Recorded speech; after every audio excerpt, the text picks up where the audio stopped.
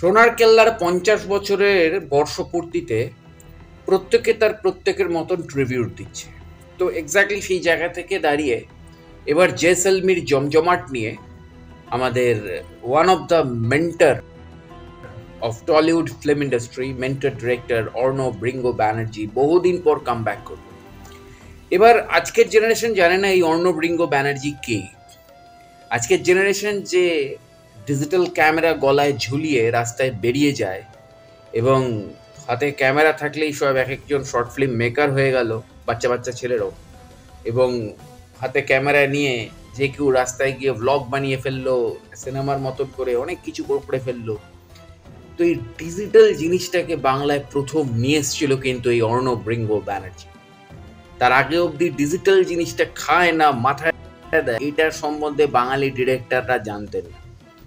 এবং অর্ণব রিঙ্গো ব্যানার্জি এটা আজকে নয়, এটা ঠিক আজ থেকে ২০ বছর আগে, অর্থাৎ ঠিক ২০০৫ সালে প্রথম ইন্ট্রোডিউস করিয়েছিলেন টলিউডে, এবং ২০০৬ সালে তার প্রথম ফসল এসেছিল, বাংলার প্রথম ডিজিটাল ছবি জিদ্দার ক্রান্তি, যে ছবির টাইটেল ট্র্যাক শুনলে আজও গায়ের রোম খাড়া দেয়। এবং গোটা ছবিটা ডিজিটাল ফরম্যাটে তৈরি করা হয়েছিল, এবং বাংলায় সেটা ছিল একটা রেনেসাস।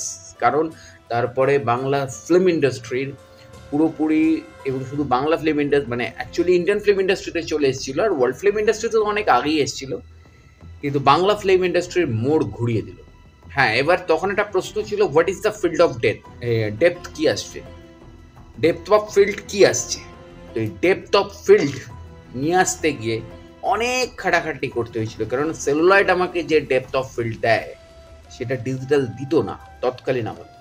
কিন্তু তার জন্য পরবর্তীকালে অনেক রকমের ক্যামেরা প্রবেশ করে এখানে, এবং অর্ণব রিঙ্গো ব্যানার্জির মতন সিনেমাটোগ্রাফার এই পশ্চিমবঙ্গের বুকে বা এই ভারতবর্ষের বুকে খুব কম আছে। কিন্তু ওই যে কথায় বলে না, ভগবান সবাইকে সব কিছু দেয় না।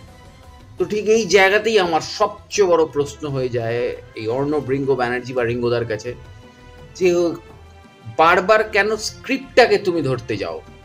স্ক্রিপ্টটা, হ্যাঁ, কনসেপ্ট, অর্ণব ব্যানার্জির কনসেপ্ট এবং মিউজিক লাইন অলওয়েজ বেস্ট, যার জন্য ক্রান্তির গান যদি আমার কলার টিউনে বাজে কখনো, তাহলে রিংটোনে অবশ্যই পৃথিবী অনেক বড় বাজবে। কারণ এই দুটোই অর্ণবদার নিজের সৃষ্টি, এবং সেখান থেকে দাঁড়িয়ে তার নিজের একটা এরা তৈরি হতে পারতো, নিজের একটা যুগ তৈরি হতে পারতো অর্ণব রিঙ্গো ব্যানার্জির। কিন্তু সমস্যার মূলে ছিল অর্ণব রিঙ্গো ব্যানার্জির নিজে, কারণ তিনি সব করতে চাইছিলেন। ইভেন সত্যজিৎ বাবুর মতন, মানিক বাবুর মতন তিনি সব করতে চাইছিলেন, কিন্তু মানিকবাবু যেগুলো করতেন না সেগুলোও তিনি করতে চাইছেন। মানিকবাবু যেমন সিনেমাটোগ্রাফিতে হাত দিতেন না, এডিটিংয়ে হাত দিতেন না, ওগুলো তিনি এক্সপার্টদের ওপর ছেড়ে দিতেন। কিন্তু অর্ণব রিঙ্গো ব্যানার্জি তিনি কিন্তু সব কিছুতে হাত দিতে চাইছেন। উনি স্ক্রিন প্লেও তৈরি করবেন, উনি কাহিনী চিত্রনাট্যকার, উনি ডিরেক্টর, উনি সিনেমাটোগ্রাফার, উনি এডিটার, উনি মিউজিক ডিরেক্টর। তো একটা লোক যদি এতগুলো ডিপার্টমেন্টে মাথা লাগায়, তাহলে তো আলটিমেটলি ঘেটে যাবে, তাহলে তো টিম ওয়ার্কটা কোথায় হলো। এবং এটা বারবার আমরা প্রমাণিত পেয়েছি, যখন লাভ হলো, লাভ সিনেমাটাকে এমন বিচ্ছিরিভাবে ঘেটে দেওয়া হলো ছবিটাকে, বা তার আগে নীল রাজার দেশে, এবং তারপর থেকে এসভিএফ এর সাথে কোলাবোরেশনই চলে গেল রিঙ্গোদার, এবং তারপরে এসভিএফ থেকে বেরিয়ে অর্ণব রিঙ্গো ব্যানার্জি চলে এলো রোজ ভ্যালির সাথে কোলাবোরেশন।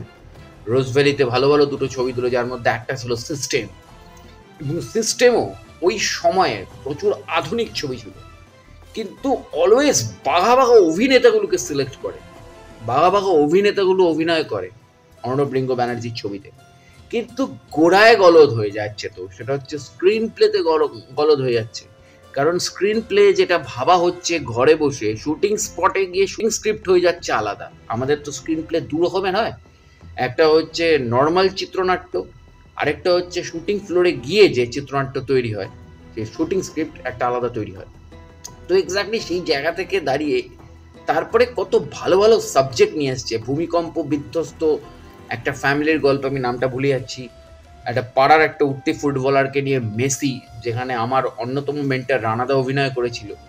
তো তো এক্স্যাক্টলি দ্যাটস দ্য ম্যাটার। আমি বারবার ভেবে পাই না যে কেন কেন অর্ণব রিঙ্গ ব্যানার্জি কেন এত দায়িত্ব নিচ্ছেন। কারণ অর্ণব রিঙ্গ ব্যানার্জি একজন দুর্দান্ত সিনেমাটোগ্রাফার এবং দুর্দান্ত ডিরেক্টর। তিনি চিত্রনাট্যের কাজটা, হ্যাঁ গল্প উনি ভাবতেই পারেন, চিত্রনাট্যের কাজটা যেমন আমরা রাজ অ্যান্ড ডিকের প্রজেক্টের ক্ষেত্রে দেখেছি। রাজ অ্যান্ড ডিকের অত বড় টিম, আমি জানি প্রডিউসার এখানে আমাদের রাজ অ্যান্ড ডিকের মতন প্রডিউসার নেই, কিন্তু ভাই সূক্ষ্ম ভুলগুলো তো চোখে লাগে না। যেমন জয়সলমীর জমজমাট, একটা এনআইএ অফিসার, সে রাত্রিবেলা সানগ্লাস পরে যাচ্ছে অ্যাকশন করতে, আর সব্যসাচী চৌধুরীর মতন একজন অভিনেতা যিনি রামপ্রসাদ এবং বামাখ্যাপা করে একটা জনপ্রিয়, এবং তার আগে তিনি মহাভারতে যুধিষ্ঠির করেছেন মহাভারত সিরিয়ালে, তারপরে ভাগাড়ের মতন একটা ওয়েব সিরিজ করেছে, যদিও ভাগাড় আমি মানে সেরকমভাবে উপলব্ধি করিনি, মানে দেখিনি আর কি।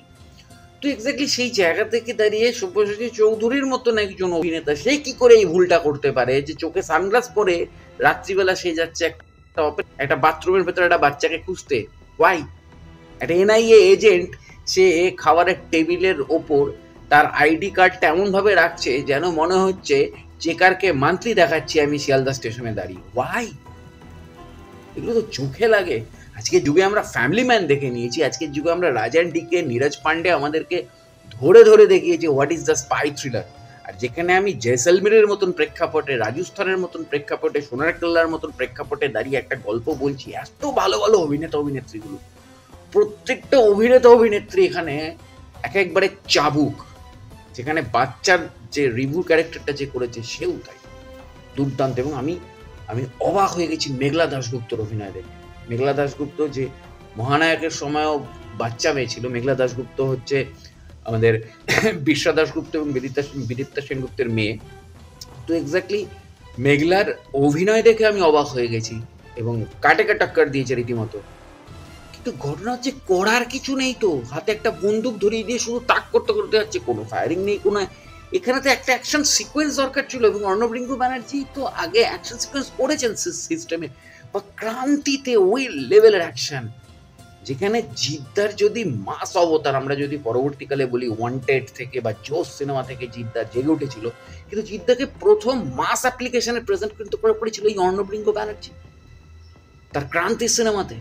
এবং আশিস বিদ্যার্থী তখন ফুল ফ্লেজেড, মানে ফুল পিক আপে রয়েছে, সেই পিক আপ টাইম আশিস বিদ্যার্থীর সাথে তার অ্যাকশন সিকোয়েন্স।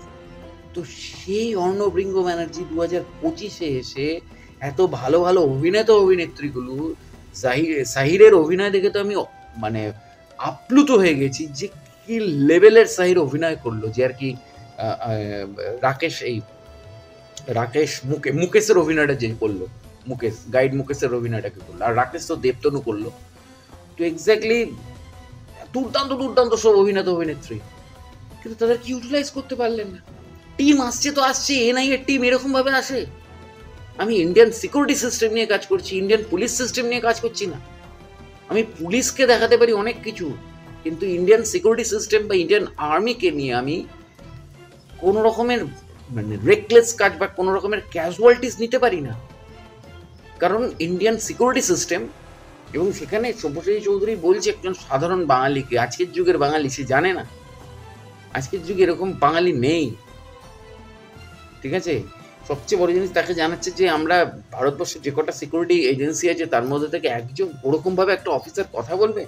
আমরা তো ফ্যামিলি ম্যানে মনোজ বাজপেয়ীজিকেও দেখেছি, যে ফ্যামিলির সাথে যখন থাকে তখন একদম ফ্যামিলি পার্সন হয়ে থাকে, বাবা হিসেবে বাবা, স্বামী হিসেবে স্বামী, বাজার করতেও যায়, কিন্তু সে যখন মিশনে ঢুকে যায় তখন কিন্তু তার মধ্যে ধুরন্ধরতা চলে আসে। তো আমরা এত কিছু দেখার পর কেন আমরা জয়সলমীর জমজমাটে সব্যসাচী চৌধুরীর চরিত্রটাকে এনআই অফিসার হিসেবে মানব? এগুলো কি ভেবেছিল ক্লিক কর্তৃপক্ষ বা প্রডিউসার বা ডিরেক্টররা? এগুলো ভাবা উচিত, নেক্সট সেশন আনার আগে এগুলো ভাবা উচিত। সবার প্রথম তো সব্যসাচী চৌধুরীর দাড়িটা কাটা উচিত, কারণ ওনার যে দাড়িটা একটা সিগনেচার হয়ে গেছে ওনার কালী সাধকের চরিত্রে, সেটা বামদেবী হোক আর রামপ্রসাদ সেনই হোক। তাই এবার এনআইএ অফিসারের চরিত্রে ওনার এই দাড়িটা যায় না, আর অত বড় চুলটা যায় না, সেদিকটা খেয়াল রাখতে হবে। একজন এনআইএ অফিসার অত বড় গ্রাউন্ড কোট পরে হাতে রিভলভার নিয়ে সে যাচ্ছে, হয় না। হ্যাঁ, বিচ্ছু ক্যারেক্টারে যে অভিনয় করেছে, মানে স্করপিও ক্যারেক্টারে যে অভিনয় করেছে, দুর্দান্ত অভিনয় করেছে। তাকে দেখে আমার রজিত কাপুর আর কে কে মেননের একটা পাঞ্চ মনে হচ্ছিল, আমি ঠিক জানি না ওনার নামটা কি। দুর্দান্ত, প্রত্যেকে অভিনয় দুর্দান্ত করেছে। ইভেন রাজস্থানী ওখানকার যেসব লোকাল অভিনেত্রীরা অভিনয় করেছে, লোকাল অভিনেত্রীরা তাও পারফর্ম দারুণ করেছে।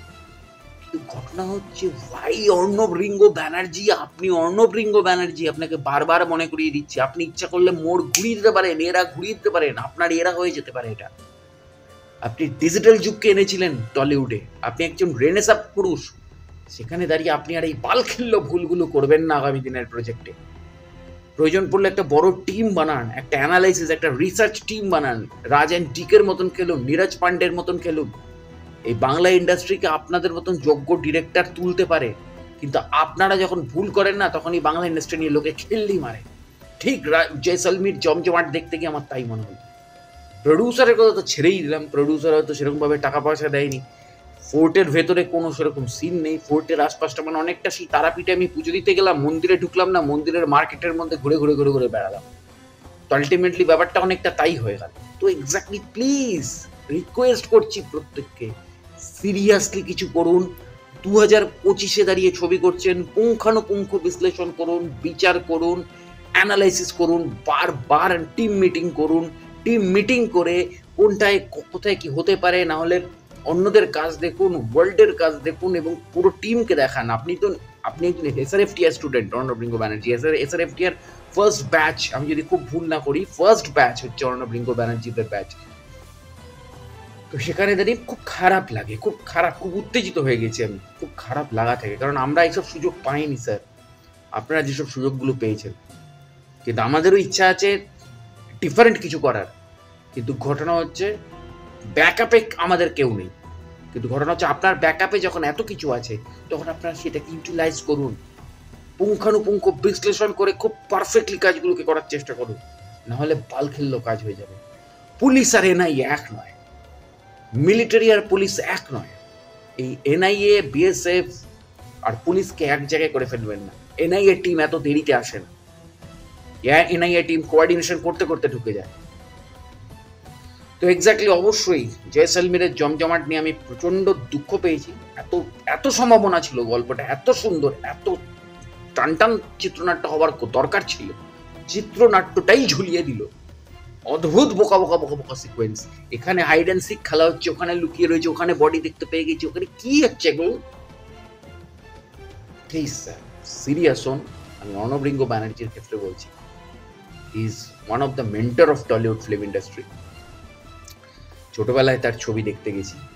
তো এক্স্যাক্টলি আজকের দিনে দাঁড়িয়ে অন্তত এই সময় আমরা চাই যে তিনি আরো বেটার কাজ করুন এবং আরো দুর্দান্ত কাজ করুন। তো অবশ্যই আমার চ্যানেল এবং পেজের সাথে দেখা হচ্ছে পরের ভিডিওতে। নমস্কার।